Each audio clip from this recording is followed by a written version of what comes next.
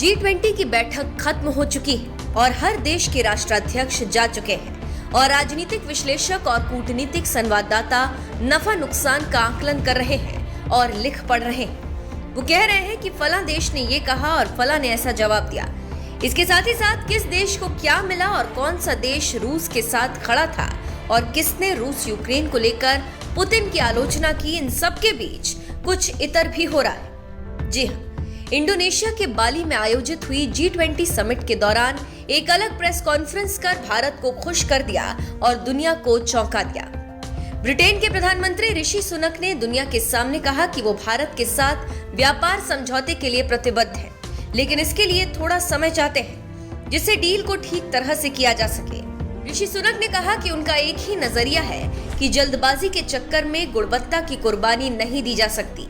जानकारी देते चले कि भारत और ब्रिटेन ने जनवरी में फ्री ट्रेड डील पर चर्चा की थी, जिसे इसी साल दिवाली तक लागू करना था।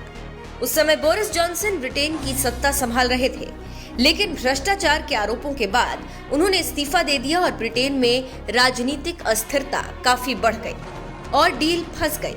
फिर लिज ट्रस आई, लेकिन उनका कार्यकाल भी उथल पुथल भरा रहा और वो कुछ नहीं कर पाई, बस सत्ता बचाने की कोशिश करती रही, लेकिन भारत के साथ डील ना हो सकी।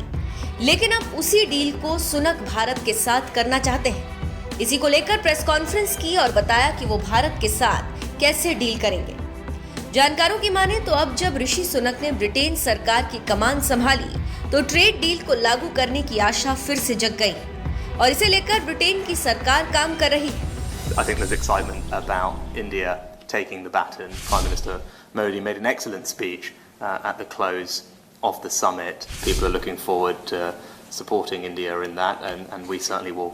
I think there's excitement about India taking the baton. I think Prime Minister Modi made an excellent speech at the close of the summit, and there's a lot of positivity about about all the positive things that have come out of this summit being carried on into India's presidency, and people are looking forward to supporting India in that, and we certainly will play our part in the United Kingdom to make sure that we do that.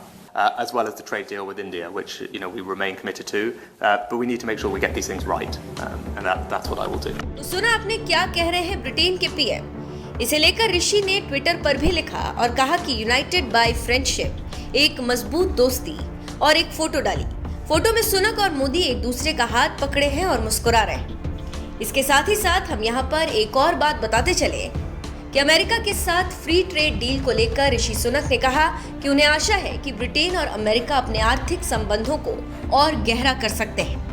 लेकिन उन्होंने साफ किया कि G20 summit में अमेरिकी राष्ट्रपति Joe Biden से इस बारे में अलग से उनकी कोई बात नहीं हुई है। ब्रिटेन ने भारतीयों के हक में उठाया बड़ा कदम। इंडोनेशिया में पीएम नरेंद्र मोदी और ऋषि सुनक की पहली मुलाकात के बाद ही ब्रिटेन सरकार ने कुछ ऐसा कर दिया जिसे भारत के लिए एक तोहफे की तरह देखा गया।